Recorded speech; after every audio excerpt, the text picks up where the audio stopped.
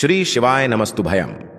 हर हर महादेव। दोस्तों, आप सभी लोग जानते हैं कि 8 दिसंबर 2024 यानी रविवार को पड़ रही हैं मार्ग शीर्ष महीने की मासिक दुर्गाष्टमी। और दोस्तों, यह वह अष्टमी तिथि है जो मार्ग शीर्ष महीने में पड़ने वाली सबसे बड़ी तिथि है, क्योंकि यह रविवार के दिन पड़ रही है और इसका बहुत ही बड़ा और विशेष महत्व होता है।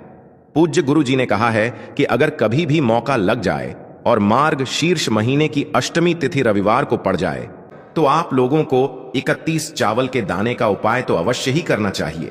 इन दोनों का संयोग बहुत ही कम आता है।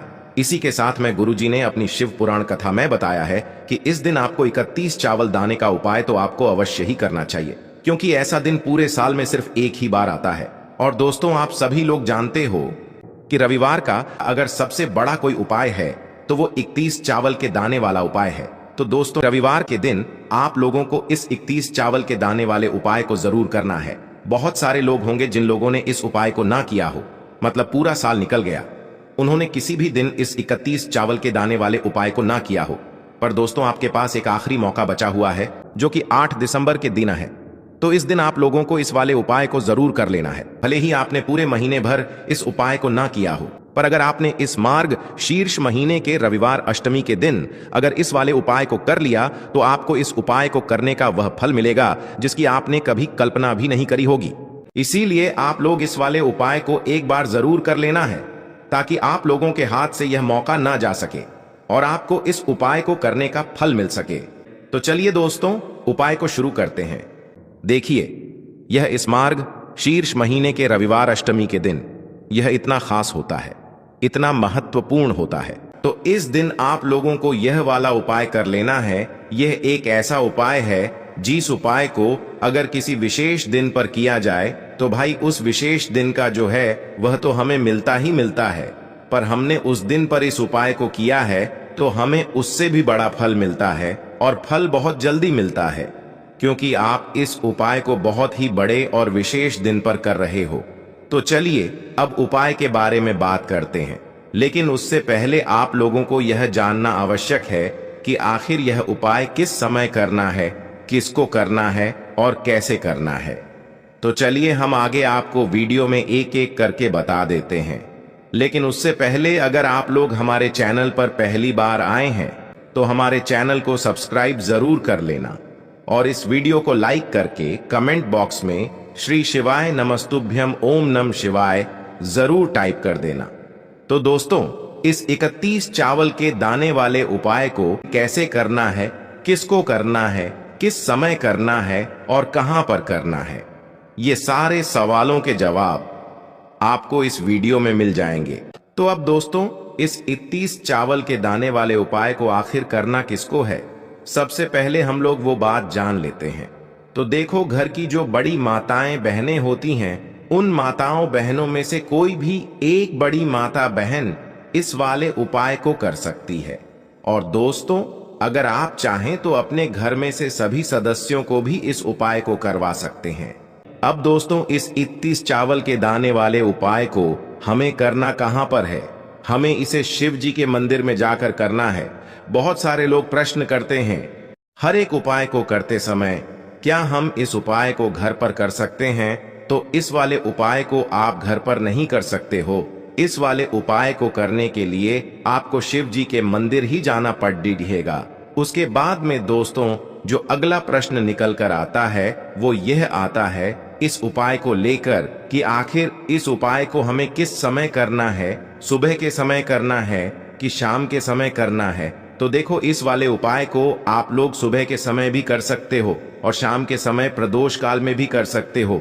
अब अगर आप पूछो कि भाई सबसे उत्तम समय कौन सा रहेगा इस 31 चावल के दाने वाले उपाय को करने का, तो हम आपसे बस यही कहेंगे कि इस उपाय को आप सुबह के समय करेंगे तो ज्यादा बेहतर होगा। बाकी अगर प्रदोष काल शाम के समय भी करेंगे तो भी अच्छा होगा, उसमें कोई भी दिक्कत वाली बात नहीं है। तो अब दोस्तों, जो अगली सबसे बड़ी और महत्वपूर्ण बात आती है वो यह आती है कि सुबह अगर हम उपाय को करेंगे तो हमें कितने बजे से लेकर कितने बजे तक के बीच में करना है, और शाम के समय प्रदोष काल में करेंगे तो हमें कितने बजे से लेकर कितने बजे के बीच में करना है। तो देखो, सुबह जितनी जल्दी हो सके आप उपाय को करने की कोशिश करना। बाकी अगर किसी कारणवश लेट भी हो जाओ, थोड़ी देर भी हो जाए, तो 10 या 11 बजे तक भी आप उपाय कर लेना, पर 12 बजे से ज्यादा देरी ना हो। ठीक है, इस बात का ध्यान रखना। उसके बाद में दोस्तों, अगर शाम के समय प्रदोष काल की बात करें, प्रदोष काल का जो समय होता है वो शाम के 6 बजे से शुरू हो जाता है। मतलब शाम के 6 बजे से लेकर 7 बजे के बीच का जो समय होता है, ये समय प्रदोष काल का समय होता है। तो आप इस उपाय को 7 या 8 बजे के बीच में भी कर सकते हो। मतलब शाम के 6 बजे से रात 8 बजे के बीच में आप कभी भी इस वाले उपाय को कर सकते हो। तो इसीलिए इस दिन हो सके तो भाई मिट्टी का जल चढ़ाना तो अपने साथ में कम से कम 1 लोटा जल तो आपको लेकर जाना ही जाना है। अगर मिट्टी का जल नहीं है तो घर का जल भी आप इस्तेमाल कर सकते हो। इसके अलावा जो भी पूजन सामग्री है, देखो 31 चावल के दाने ये अलग आपके रहेंगे, और जो आपकी पूजन सामग्री रहेगी वो अलग रहेगी। पूजन सामग्री में आप जो भी चीज लेकर जाना चाहे वो लेकर जा सकते हैं। एक बेलपत्र भी लेकर जा सकते हैं। वहीं अगर हम बात करें शाम के समय की, तो शाम के समय शिव जी पर जल नहीं चढ़ता है। इसीलिए शाम के समय आप लोग एक दीपक तैयार कर लें, जो कि गोलबत्ती का, आटे का, शुद्ध देसी गाय का घी का होगा, है ना। इस बात का आप लोगों को ध्यान रखना है, और इस दीपक को आपको घर से जलाकर नहीं लेकर जाना है, भगवान शिव जी के मंदिर में जाकर ही जलाना है। तो सीधी सी बात है कि आपके घर के रसोई घर में जहां पर आप भोजन बनाते हो, वहां पर जो भी चावल आपके उपस्थित हो, उन चावलों में से अपनी 1 कटोरी भर लेना, या 1 मुट्ठी चावल अलग से निकाल कर रख लेना, क्योंकि हम 31 चावल ही यहाँ पर इस उपाय में लेने वाले हैं। तो हमें यह चावल के दाने गिनकर निकालने पड़ेंगे। इस बात का आप लोगों को ध्यान रखना है। तो अपने उस चावल की कटोरी में से या चावल में से 31 ऐसे चावल के दाने आप लोग निकाल लो, जो कि टूटे हुए ना हो, कटे पिटे ना हो, जिनमें कोई दाग ना लगा हुआ हो, है ना। अच्छे साबुत चावल के दाने 31 दाने आप लोग निकाल कर रख लो। सबसे पहले तो 1 लोटा जल ही चढ़ेगा, फिर आपको एक बेल पत्र श्री शिवाय नमस्तुभ्यम का जाप करते हुए शिवलिंग पर चढ़ा देना है। उसके बाद में आपकी पूजन सामग्री चढ़ेगी। उसके बाद में अगर दोस्तों शाम के समय अगर आप इस उपाय को कर रहे हो, तो अपने साथ में कम से कम एक जो दीपक है गोल बाती का, जो आप अपने साथ में लेकर गए हो, उस दीपक को मंदिर में जाकर अपनी माचिस से जलाना है, और उस दीपक को शिवलिंग के पास में रखना है।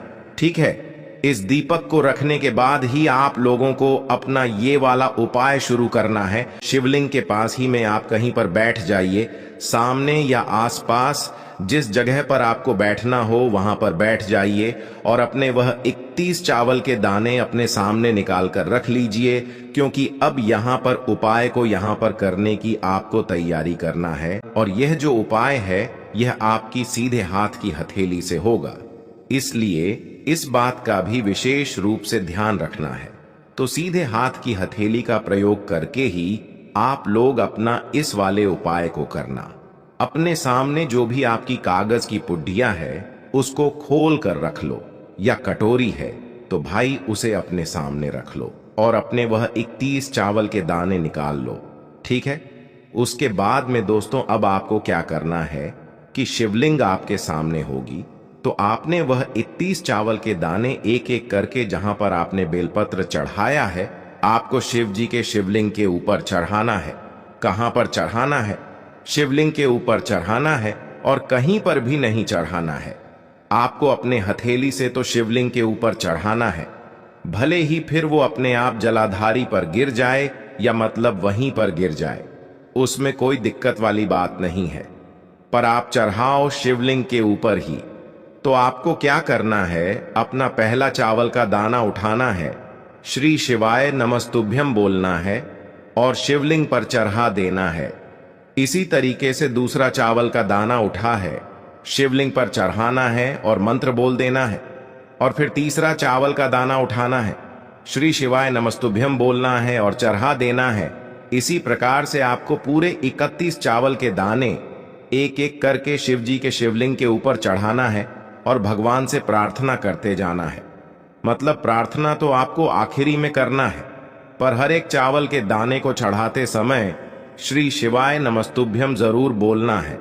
उसके बाद ही में यह चावल का दाना शिवलिंग के ऊपर आपको चढ़ाना है। जैसे ही आपके 31 चावल के दाने शिवलिंग के ऊपर चारच जाते हैं, तो भाई उसके बाद में आपको क्या करना है? भगवान से अपनी मनोकामना बोलना है। मनोकामना भी कब बोलना है? जब आपका 31 चावल का दाना आपके सीधे हाथ की हथेली में हो और आप उसे चढ़ाने के लिए जा रहे हो। श्री शिवाय नमस्तुभ्यम बोलकर उस आखिरी चावल के दाने को शिवलिंग के ऊपर चढ़ा देना और भगवान से फिर अपनी वह मनोकामना बोल देना, जिस मनोकामना के लिए आप लोग अपना यह वाला उपाय कर रहे हो। उसके बाद में जैसे ही आप अपनी मनोकामना बोल देते हो, आपका यह वाला उपाय पूरा हो जाता है।